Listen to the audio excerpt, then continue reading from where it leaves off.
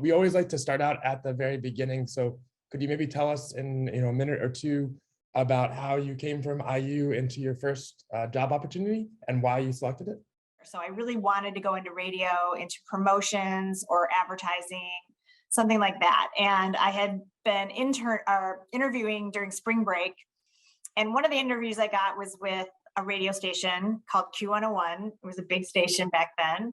And I interviewed with this man, David Perlmutter, and we had a great conversation. And at the end of the interview, he said, listen, I have a sales job that I know you could do, but I also know you would hate it. You're not a salesperson. You are really a communicator. I feel very strongly that I could find you and help you get a job if you give me the opportunity to help mentor you and coach you to do this. And I was very appreciative, kind of disappointed, thinking, oh gosh, I thought I was, nailing this.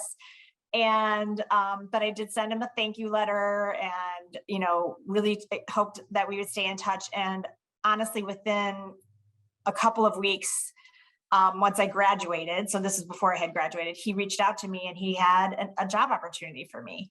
And I interviewed to be the assistant manager, I think, of public relations and promotions at Ticketmaster, which was based in Chicago at the time.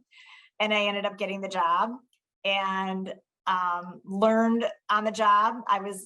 He kind of brought my thing about radio and music together, right, with Ticketmaster, and then events, and leaned into communications and PR. And I was grateful for him doing this ever since. Yeah, I guess is there a lesson almost in there too of just about, think, I guess, from you yourself now as a leader of not just thinking about someone directly at a role, but even as maybe a younger person about how you should maybe be ready to pivot? Being open to that. I think a lot of times you go through college and you're like very focused on your classes and grades and very structured. And so you make a plan that is also very structured. And I am, a communicator. You kind of have to be a very focused, plan ahead, organized person. And it's hard to pivot. And I do think being open to that can really open doors. And the world changes at a fast pace. So, like I said, even what I studied in college is probably completely irrelevant at this point. So things change. And I think that's kind of what's exciting, is to be able to take what you have, learn from your mistakes and from your opportunities, and just go for it. Yeah, so I noticed that for women, it's kind of an issue not applying when we don't feel 100% ready, reading the job description, seeing that we don't have those skills. So what would you say about that? Would you say just trust in yourself, kind of believe that you have these skills, even if they're not what you've learned in the past or what you've been educated on? Absolutely. I can almost say every job I have had in my career, I probably wasn't ready for. I think that's the other thing, is knowing how to surround yourself with really good experts and other strong people, and not being intimidated by that. I have always felt having a team that I feel like, this sounds terrible, but I say this a lot, is like, if I get hit by a bus, it shouldn't matter. Like, I have a team of people that are super strong and could step into my place and step into my shoes at any given time. And I've always worked that way and felt that way. So it's about building a team that does that, but also knowing who in my network at the company or the agency or wherever, who can I tap and who is going to work with me hand in hand, roll up their sleeves with me and help solve a problem. And that's it's all about relationship building and understanding other people's strengths and gifts and what they bring to the table. And frankly, what you bring to the table for them, because then you're there to return the favor, right? So that's very much how I think about it, is, knowing that I can suss that out from others has definitely helped me advance myself through the years. Going back to your career journey, I noticed that you've had the opportunity to work in a lot of different industries.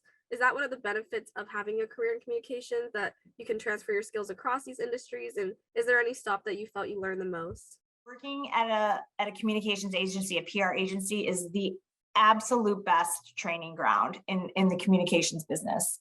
I worked for Edelman for the majority of my career. And like we were talking about, I started a few other agencies with them. I also worked for Burson Marsteller. I mean, that is truly where I could work on 1 minute, I could be working on Florida Department of Citrus, and the next minute I could be working on Microsoft. They have nothing to do with each other. Now, a lot of times you'd get into a sector. So that's towards the end of my career at Edelman, I was really in the food and beverage sector. And that's when I did CRISPR and worked on Kellogg's. And then I did Edible and worked on a whole bunch of different, I was building a business of all food clients. Agencies are a great training ground. It's very fast paced. It's almost like working for a consultancy and, in business, those are all very fast paced. You're traveling the world, you're, constantly moving from one thing to the next. And it can be exhausting, but it's also like just the best place to get a taste of everything and really kind of make your path well-rounded. So I would say one of the best things I ever did was spend a good 17, 18, 19 years in the agency world, because it really prepared me for where I think I've gotten now.